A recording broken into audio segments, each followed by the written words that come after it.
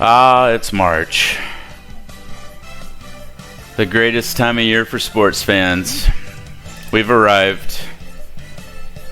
We have arrived. How we doing, everybody?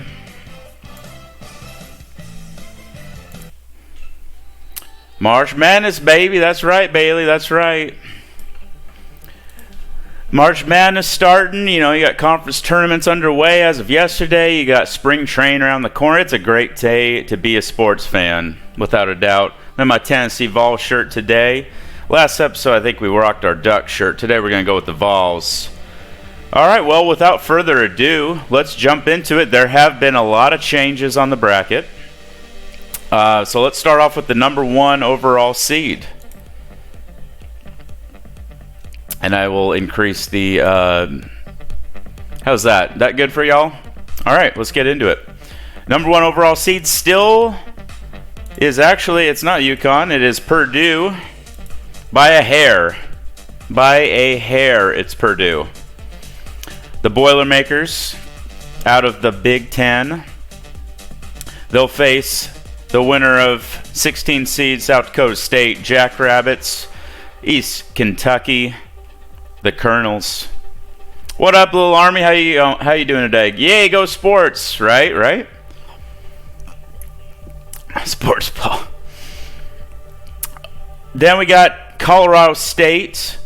They've dropped a little bit. Last episode, they were a 6 seed. Now they're an 8. They're falling off a little bit, but they're still in the bracket. They'll be facing Texas Longhorns, who last episode was not even in our field. They've had a couple of good wins. Now they find themselves on the 9 seed, the Longhorns out of the Big 12. And we got Clemson, number 5 seed out of the ACC, the Tigers, facing the Princeton Tigers, another Tiger team, the Ivy League projected champion as of right now. And that's a pretty tough matchup, if I don't say so myself. Moving on, we got Alabama, the Crimson Tide, sitting on the 4 line, currently losing by a bunch to Florida.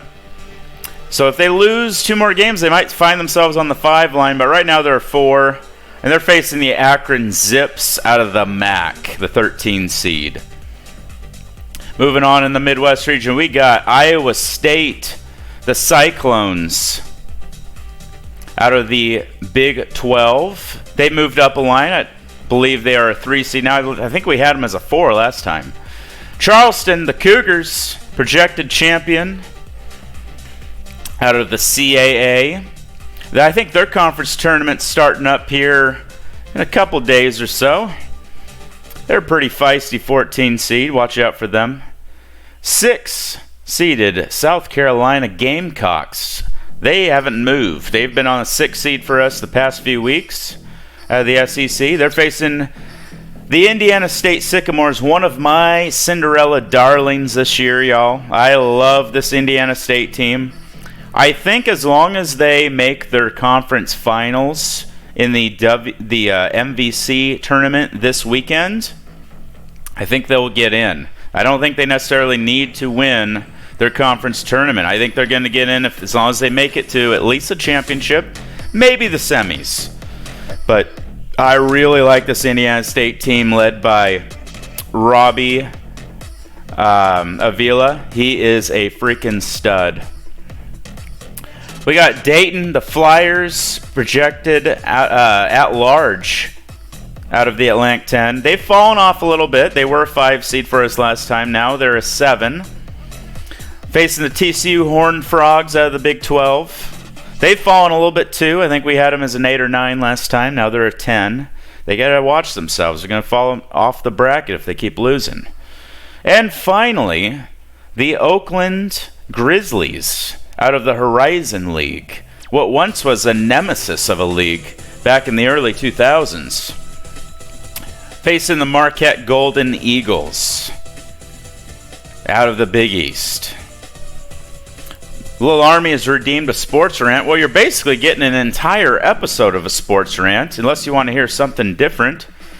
Let's fill out this bracket, y'all. This is the Midwest region. I like Purdue not having trouble with the 16 this year. I like Colorado State beating Texas in a close one. I like Princeton upsetting Clemson. They got experience from last year's group. I think they can make some noise again. I think Alabama will handle Akron. We got Iowa State, Charleston. That's going to be closer than people think. I think this might be within a 8-point game, maybe a 6-point game. I think Iowa State will prevail just by a nose hair there. And then they'll face Indiana State. I like Indiana State, the upset here over South Carolina. I like Dayton to get by TCU, but that's going to be a buzzer beater type game. Tight, down to the wire. And then Marquette will have no problem with Oakland. I think Marquette gets by Dayton here. Not a blowout by any means, competitive game. And then Indiana State, I like them to continue their run and beat Iowa State here. We got an 11 seed versus Marquette, the 2. And I think Marquette does end Indiana State's Cinderella run here. But I wouldn't be surprised if Indiana State kept it going to go to the Elite 8. I like Purdue over Colorado State here. And Princeton losing to Bama, but not by much. And I think Purdue does beat Bama, so we got Purdue advancing past Marquette. Little Army says, what are you mad about in this bracket? I'll probably end up being mad about them rewarding a bunch of bullshit teams like Iowa or some of these teams that are like 18 and 13 when you got James Madison sitting out there at 30 and 3 by the end of the year. They might leave out a 30 and 3 team. I think that's a joke. So that's what I'm going to be mad about for sure. And you'll find out. You'll find out that later in the show when we get down to the bubble. But there's our Midwest region. What do y'all think? Purdue always loses. I won't pick them. I think this year is finally a year they can finally survive the mid-majors early on. I think they would want to see Texas here instead of Colorado State because Colorado State being a mid-major, Purdue doesn't like to do very well against them in the tournament. So I think they'd rather see Texas here than Colorado State. They certainly don't want to face Princeton, but Purdue is better this year. They're a lot more talented. They have more offense than they did last year. So I don't think they're going to get upset early this year, but we'll see. Something to note, dating back in history, the last 10 years or so, the region with the number 1 overall seed is the most chaotic region in the tournament. Every year, almost every year. This corner of the bracket, the top left that has the number 1 overall seed, always has chaos. And it did last year. It had Princeton in the Elite 8. And then San Diego State came out of it. Always chaotic. Buck Wild TV, how you doing today? Oh, March Madness, let's go, right? It's a great time of the year, my friend. Okay, so there we go. There's first region. We'll go down to the second region, the East region. Number 2 overall seed. Not by much. Purdue were to lose a game. UConn has a big win. I think UConn prevails. That could happen tomorrow as Purdue's losing right now to Illinois last I checked. UConn is not far behind that number 1 overall seed, but they are my number 2 right now. UConn Huskies out of the Big East. Facing the Quinnipiac Bobcats, projected champion out of the MAAC. And they'll face the winner of the 8-9 matchup between last year's Cinderella darling, Florida Atlantic, out of the American. They've bumped up a conference this year. They were in the Conference USA last year. They'll be facing Mississippi State Bulldogs out of the SEC. FAU is not projected to win their conference, but they should get an at-large. They do have a good resume. BYU, the 5 seed out of the Big 12. They are having a great year, kind of out of nowhere. They're projected to be like 8th or 9th in the conference this year, and they are about to finish like top 5. So they're having a great run this year. Everybody thought that they would not do very well this year too. FAU with the beautiful upset, right? Yeah, I think FAU is going to be equally dangerous this year. They may not have had as sweaty of a season as last year, but I think they're just bored. I think they're just ready for the tournament to start. I think we saw flashes of greatness when they played Arizona this year. I think they're just bored. I really do. I think they looked at their league schedule and was like, we'll wait for the tournament. You know what I mean? Not much effort. And then the bubble matchup here between Drake, the Bulldogs, out of the MVC. Kind of a controversial pick by myself, as none of the other big shot bracketologists have Drake in their field, but I do, and I'll show you why later. Facing Colorado Buffaloes out of the Pac-12. There is our first play-in game for the bubble. Moving on, we got Kentucky, the 4th seed out of the SEC, the Wildcats. And they have moved up a line. They were a 5 seed last week. Facing Appalachian State, feisty in football, and now they're feisty in basketball. They have a win over Auburn this year. Keep that in mind. They might be one of the tougher 13 seeds out there that you see this year. They could find themselves on the 12 line as well, but I can't imagine them getting up to an 11. So I think you'll see App State as a 12 or a 13 here.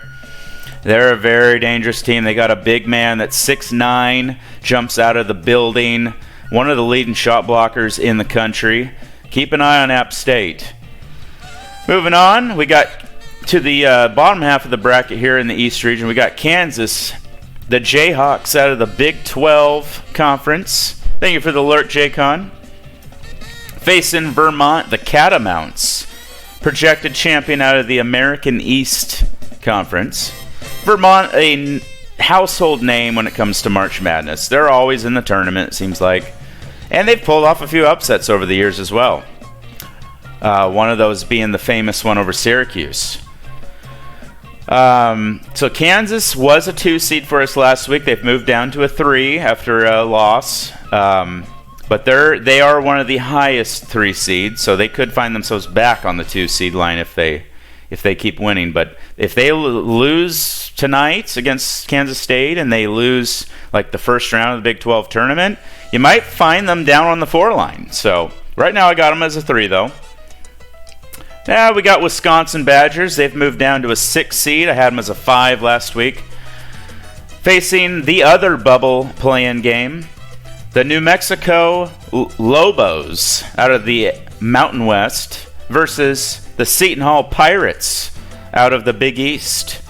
They don't have any margin for error right now, as they are the last 2 in, along with last 4 in really, with Drake and Colorado. Moving on, we got Florida, the Gators out of the SEC. They're moving up. Their stock's increasing. They were a 9 seed not too long ago. Now they're a 7. They keep winning games. If they beat Alabama tonight, they might find themselves on the 6 line. Oklahoma has been falling down the toilet. They're going in the opposite direction. They were an 8 for us last week. Now they're a 10 after some losses back to back. They're only 19 and 10, so they don't have a lot of room for error as well. So Oklahoma may not make the tournament unless they start winning some games. But right now we got them as a 10 out of the Big 12, the Sooners. And finally, the last matchup in the East region, we got the North Carolina Tar Heels still sitting pretty at the ACC as a 2 versus 15 seed Colgate, the toothpaste company, out of the Patriot League. Well, there we go. East region, let's fill it out. I like UConn over Quinnipiac, no problem there. Kind of an interesting matchup as Quinnipiac is also in the state of Connecticut. FAU, I like them to beat Mississippi State here.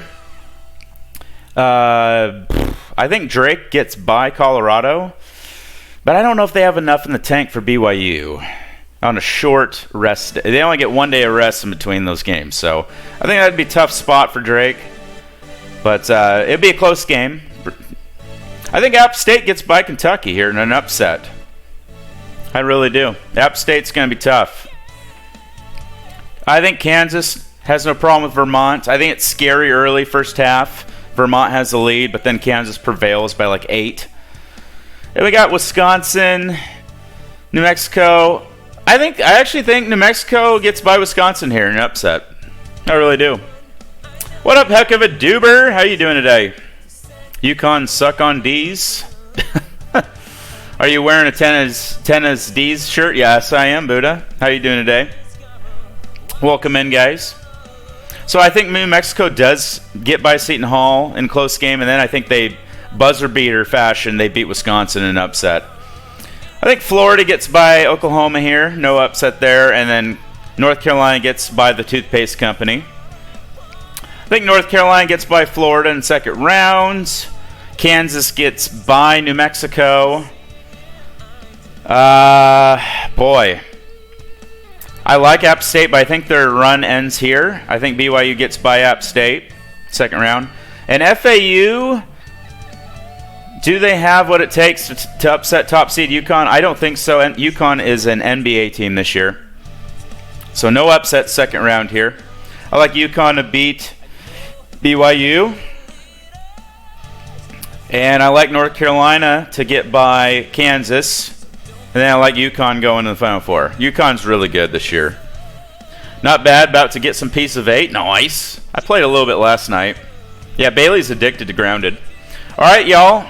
There's the East region. 2 regions down. We're moving through quicker than last time because I assume you get second episode. Everybody knows what we're looking for now. We'll do our third episode in a week. So, third overall seed. Out of the South region, it is the Houston Cougars. Increase the font for y'all on mobile. Houston Cougars having a hell of a year out of the Big 12 Conference. They are just barely behind UConn and Purdue for that number 1 overall spot. The margin is very tight between the 3, but right now I got Houston third. They'll be facing 16 seed play-in game between Norfolk State, the Spartans out of the MEAC, versus the Merrimack Warriors. It'll be the first time ever Merrimack goes to the dance out of the Northeast Conference. Been playing Helldivers and Skull and Bones lately. Nice. I've been liking Skull and Bones. I think I'm about 70% done through that one. Moving on, we got Nevada, the Wolfpack. Another team out of the Mountain West. Mountain West having a great year this year. They'll be facing the Michigan State Fighting Tom Izzos, or in other words, the Spartans, out of the Big Ten Conference. Then we got Auburn, the Tigers. They were a 4 seed for us last week. Now they're a 5 after a couple losses. And they'll be facing feisty 12-seeded Richmond Spiders, the projected champion and current leader of the Atlantic 10 Conference. Always a sneaky good conference. Then we got the Creighton Blue Jays. They got fans there that legitimately have t-shirts that say, "We love BJs." So the Blue Jays. Out of the Big East Conference. And they'll be facing the McNeese State. What are they? I think they're the Mustangs. Are they the Mustangs? I don't actually know. Something with a horse. I think it's the Mustangs. McNeese State out of the Southland Conference. And that is probably the most dangerous 13 seed there. Them in App State, you don't want to see them on 13 line. Moving on, we got Duke, 3 seed. They've moved up a spot. We had them as a 4 last week. Out of the Blue Devils out of the ACC, facing High Point Panthers out of the Big South. One of the highest scoring teams in the nation, averaging about 85 points per game. Very dangerous 14 seed. Then we got South Florida, surprise team out of the American Conference this year, the Bulls.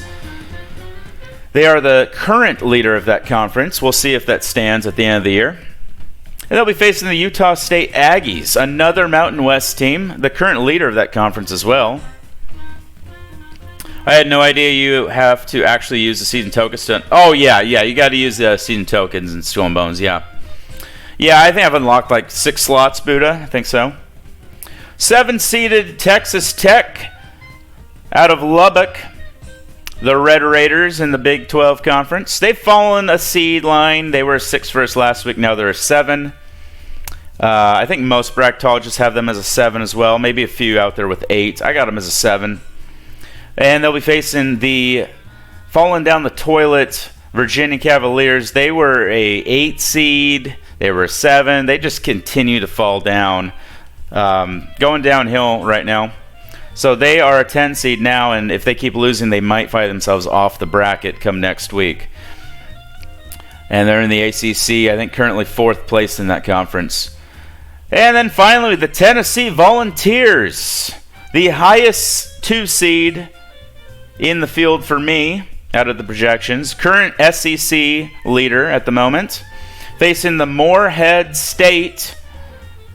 I don't know what their mascot is. Please, hopefully it's not the Nads. But Morehead State out of the Ohio Valley Conference, current leader there. So let's fill it out. South region. I like Houston, no problem here. By the way, Houston, I believe, has a pretty good regional host site. If y'all, who doesn't like Moreheads, right, Buddha, right?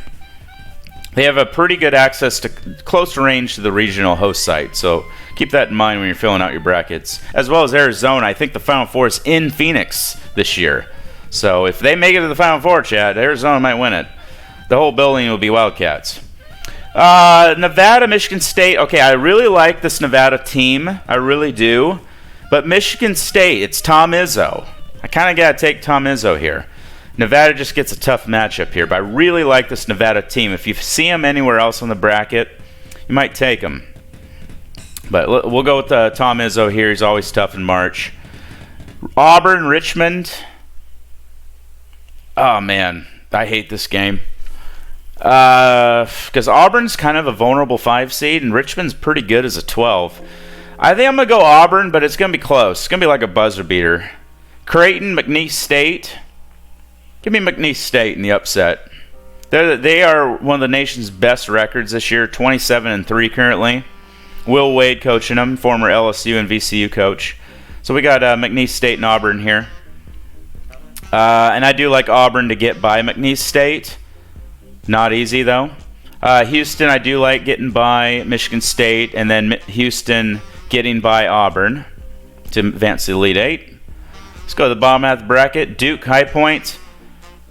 If there was ever a 14 seed to beat a 3 seed, I think it'd be High Point or Charleston. And if there was ever a 3 seed that could fall, I think it'd be Duke. But I do think Duke pulls away just by a hair over High Point. They probably losing at halftime, but I think they pull it out. South Florida, Utah State. I really like this Utah State team. I think they win here. And then Texas Tech, Virginia. Virginia, I'm not taking the rest of the year, no matter who they play. Go Texas Tech. And I like Tennessee here. I like Tennessee over Texas Tech, second round. And then I like Utah State and upset over Duke. Like them falling to the Aggies here. So we got Utah State, 6 seed versus 2 seed Tennessee. I do like Tennessee to get by here. So we got Houston, Tennessee in the Elite Eight. And I like Tennessee, the 2, beating the 1. And Tennessee going to the Final Four. That's not biased. I just think they're really good. You know, Dalton Connect, kind of like a Larry Bird type of guy. And they play great defense. They finally have that score and Connect. So, yeah, there we go. Ad break coming up in a minute, y'all. Just be prepared for that. Grab a drink or hit the restroom if you need to. Final region, we got the West and the final 1 seed, which is Arizona. They are my 4th 1 seed, so they are the closest to becoming a 2 seed. Tennessee, the closest to becoming a 1 seed. In Arizona, the Wildcats out of the Pac-12, facing Grambling, the Tigers out of the SWAC. Gonzaga, the Bulldogs. Last week we had them as one of the last 4 teams in. They finagled their way up to an 8 seed, all the way from an 11, because they pulled off some huge wins, one of them being St. Mary's. And they'll play the Northwestern Wildcats out of the Big Ten, firmly on the 9 line. I think Northwestern will end up anywhere from 7, no, probably 8, 9, or 10, I would think. Unless they win the Big Ten tournament, then they might sneak up to a 7. But right now I got them as a 9. Washington State continues to climb the ladder. Had them as a 7 seed last week. Now they're a 5 with that huge win over Arizona. I think they're one of the hottest teams in the nation right now out of the Pac-12, the Cougars. They'll be facing feisty 12-seeded Samford, the Bulldogs, out of the Southern Conference. Sneaky 12 seed there. Then we got Illinois, the Fighting Illini out of the Big Ten Conference. facing UC Irvine, the Anteaters, out of the Big West, the 13 seed there. UC Irvine, known for pulling upsets in March, most recently beating Kansas State, and then nearly beating Oregon in the second round a couple years back.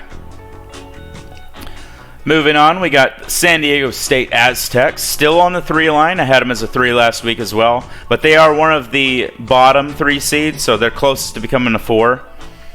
And I got Louisiana Teach for some reason. It's actually Louisiana Tech. That's a typo. I think I had that last week too, didn't I? Louisiana Tech out of the Conference USA. The Bulldogs. And then we got St. Mary's, the Gales, out of the WCC. Their first outright WCC regular season championship in a long time. Gonzaga's kind of had a strangle on that league for a long time now, but St. Mary's got it. They got it this year, regular season champion. And they'll be facing another scary 11 seed in Grand Canyon, the Antelopes, out of the WAC.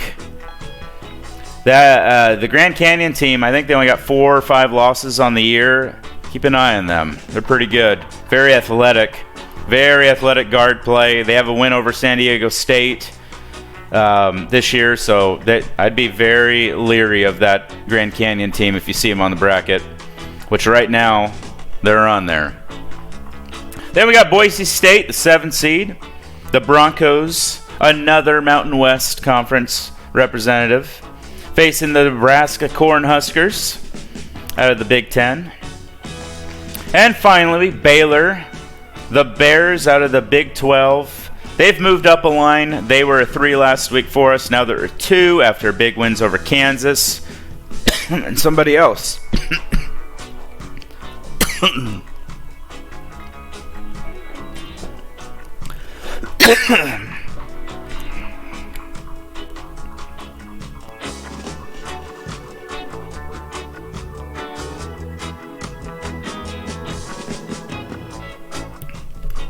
Keyboard dust. Eastern Washington out of the Big Sky. Alright, let's fill it out. The West region. Sorry about that, chat. I like dust fly down my throat.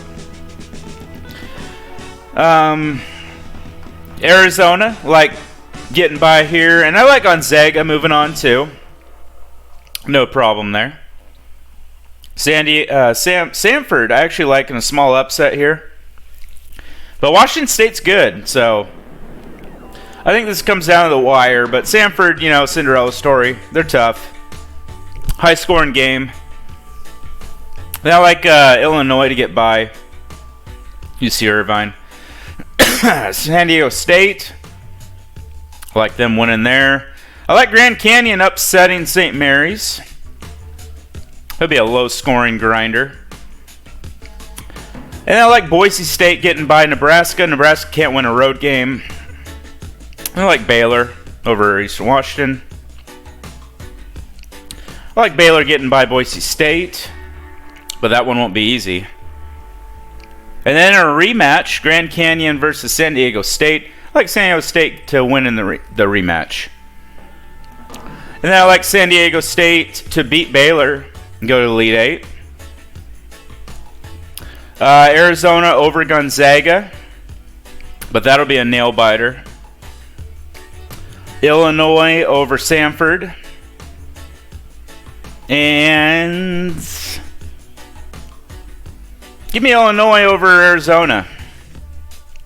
So now we got Illinois versus Baylor. I like Baylor. Another 2 seed. Well, there it is, chat. Will do, Bailey. There it is, y'all. The bracket.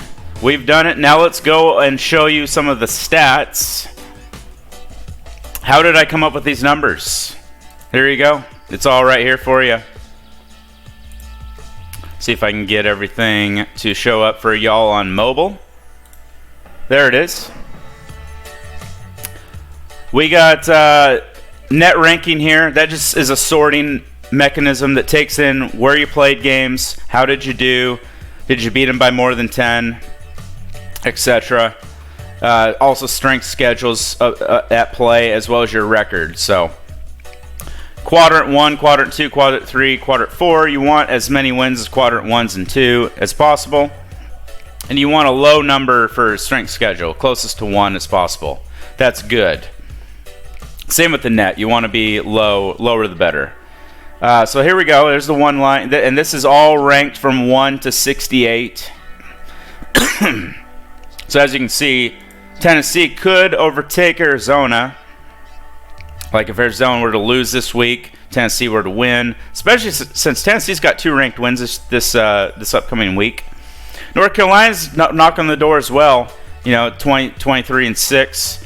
They got 6 quad 1 victories just like Tennessee. Arizona's got 8 quad 1 victories. That's kind of why I have them as a 1 seed. Their conference isn't quite as good as the SEC this year, at least this year in basketball. There's a lot of years Pac-12 is a great conference, but SEC is pretty strong this year.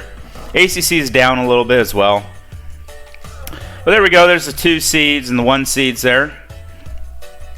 And then SOS means strength schedule. Non-conference strength schedule is what that means over there. The net ranking probably the most important. But they take in a lot to account, the committee. So that's why we're using kind of the same metrics here to guess what the committee is going to do on Selection Sunday. We'll show you the 3, 4, 5, and 6 seeds here.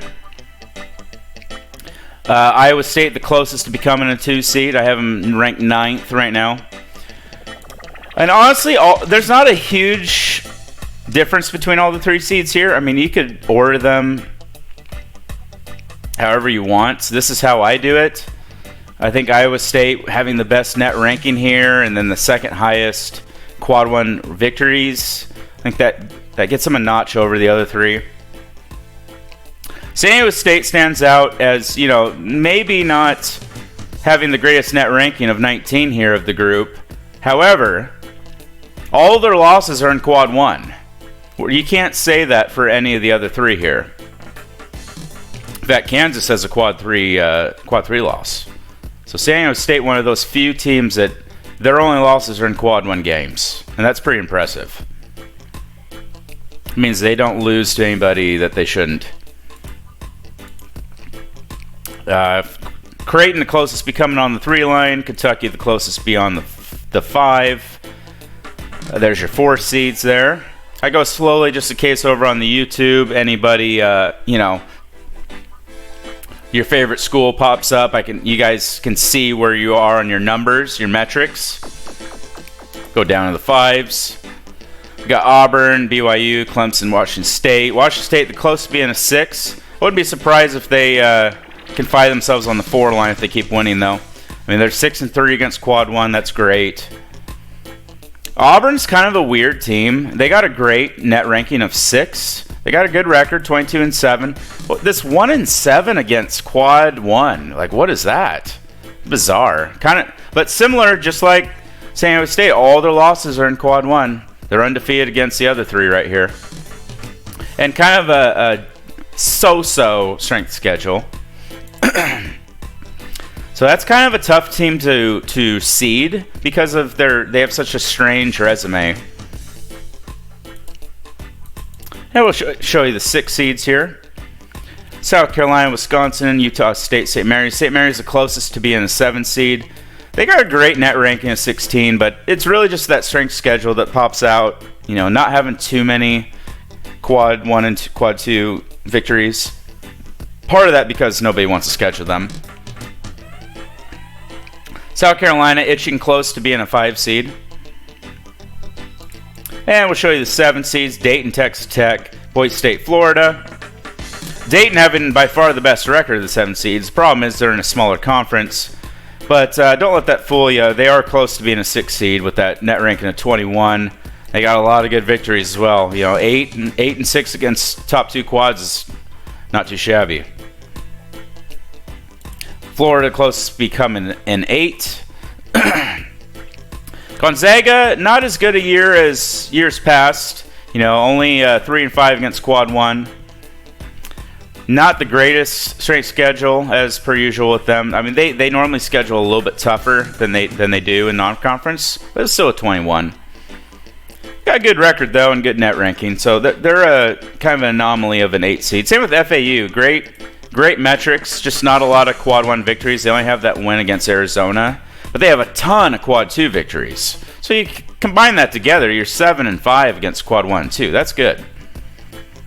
Then you got Nevada, Colorado State. Really, from Nevada down to Virginia, there's not a ton of difference, really. I mean, the margin is very small between the metrics of all these schools, so it really is penny pinching at this point with stats. And the 9 seeds, there's the 9 seeds. Now you start getting to some of these losing records in quad 1, quad 2. Michigan State and Texas have good net rankings though. And I'll show you the 10 seeds here. TCU struggling against quad 1. You know, all their losses are in quad 1 though. They're undefeated against the other 3. Kind of a strange resume there. Great strength schedule, 24. Not the best record, 19-10, but, you know, it's a winning record, so you can't complain there. And now we get down to some of these mid-majors. Indiana State, love them. You know, 26-5, 29 net ranking in the country. Keep in mind, there's 362 schools in college basketball. They're only 1-3 against quad 1. That's partly because they haven't... You know, people don't really schedule some of these good mid-majors. It's kind of a lose-lose situation. You lose the game. Oh, my God, you lost to a mid-major. You guys suck. It's the end of the world. If you win, oh, you beat a mid-major. Who cares? You're supposed to beat them. It's a lose-lose situation for the big schools when they schedule some of these good mid-major teams. That's unfortunate, but it is what it is. But if you combine this, they're a 5-4 against quad 1. That's good. And they beat the teams that they should, you know. As you can see, they're 19-1 against teams that they should beat.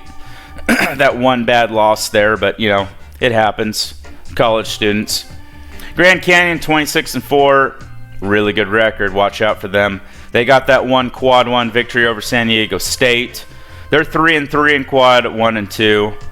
Dangerous. And Florida only has one quad 1 game, and that was against FAU. But they've done well against quad 2 teams. So, but those 2 bad losses are kind of suspect, and the strength schedule is pretty awful, especially the non-conference strength schedule at 3-23, pretty bad. But they're playing well. They've won a lot of games in a row. They got the old Kennesaw State coach from last year. Kennesaw State gave Xavier a run for their money in the tournament. Bubble teams: New Mexico State. Or New Mexico, Seton Hall, Colorado, Drake. Now, here's the reason why I picked Drake. You know, Joe Lunardi for ESPN, and Jerry Palm for CBS, Mike DeCourcy. You know, all these guys are not... I don't know if they're looking at the metrics for Drake correctly here. They have teams like Iowa and Villanova, Wake Forest above Drake. Why? I don't know why we're doing that. So let's get into the bubble talk here.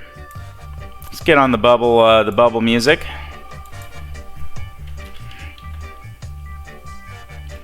I had it ready last week and I did not this week, so that's my bad. I had it popped up last week, and this week I failed to do so. So we'll get some bubble sounds. There we go. Now we're talking. The bubble. Nobody wants to be on the bubble when it comes to March Madness and Selection Sunday. New Mexico, Seton Hall, Colorado, Drake.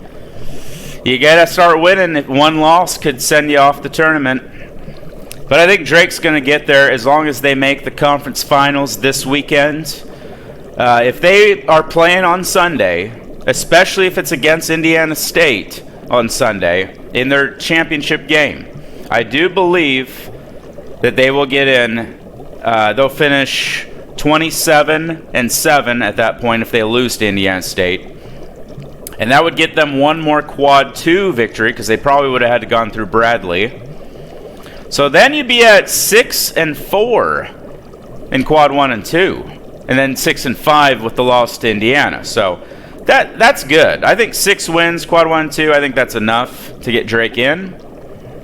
Colorado's got some work to do. They need to win out in the Pac-12. They do got a lot of Quad 2 victories, but only one Quad 1 victory. Seton Hall's got a lot of Quad 1 victories, but 62 net ranking, that's pretty low. The lowest I think they've ever allowed a team in is like 70 or 66, something like that. So you don't want to be doing that, messing around with your low net ranking there. The rest of the bubble, my first team out right now is Wake Forest, ranking 69 because there's 68 teams in the tournament. Wake Forest, you got to start winning. You need more than one Quad 1 victory there, brother. Good net ranking, 31 though. But they need to start winning some games. Utah, next on the list. Then Villanova, then St. John's, the Fighting Rick Pitino's. You know, Villanova and St. John's have good net rankings as well. It's 17-12. Like, this isn't a participation award. You got to start winning some games.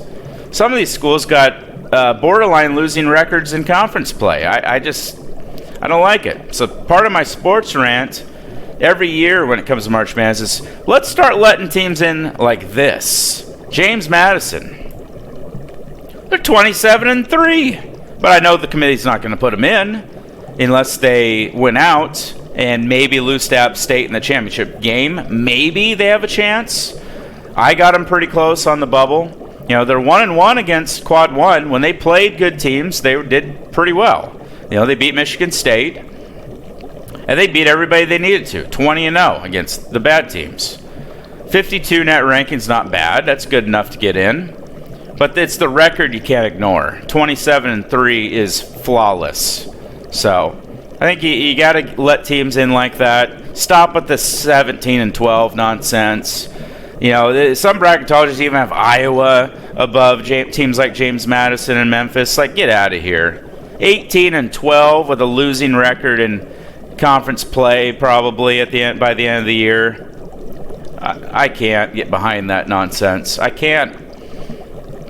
We need to change the system a little bit. Give more love to the little schools that win games. You got to reward winning. I don't want to reward mediocrity. But I got to do my job. My job as Twitch's bracketologist is to provide you with the closest projection of Selection Sunday, and that's what I'm going to do. So I have to be honest here. But I do think Drake will see its name called as of right now.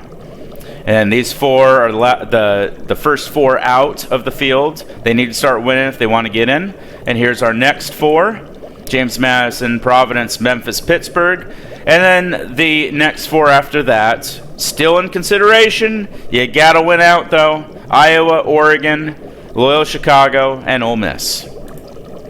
And there we go, chat. I appreciate y'all stopping by. That's Bracketology this week. Conference championship tournaments are already underway. So have fun watching those this weekend. And I will be back next week with one more Bracketology update before the final one, the night before Selection Sunday, when we submit our bracket and see how we did. Last year, got a perfect 68 out of 68. So let's see if Twitch, once again, Twitch, the nerds, can pull through with the best projection over ESPN, over CBS, over Fox, over all these big brands that get paid more than we do. Twitch, it's the nerds, the number crunchers. We prevail with the best bracket once again.